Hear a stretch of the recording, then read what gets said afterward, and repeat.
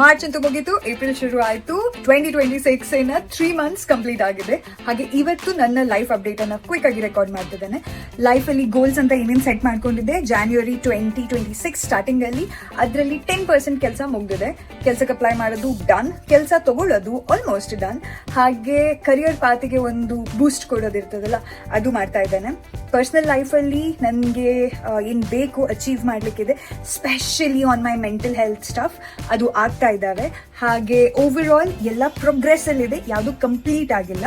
So I guess 10% ಆಗಿದೆ. ಇನ್ನು 9 ತಿಂಗಳಲ್ಲಿ ನನಗೆ ಬೇಕಾಗಿರುವಂಥ ಎಲ್ಲ ಕೆಲಸಗಳನ್ನು ಫಟಾಫಟ ಅಂತ ಮಾಡ್ಕೊಳ್ಳುವುದು ಬಾಕಿ ಇದೆ.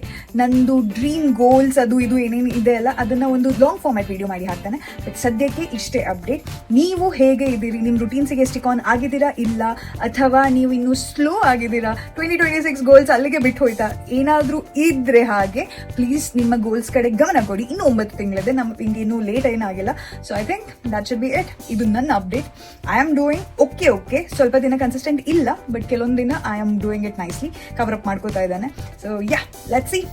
ಡಿಸೆಂಬರ್ 2026ಗೆ ನಾವು ಮತ್ತೆ ಭೇಟಿ ಮಾಡೋಣ.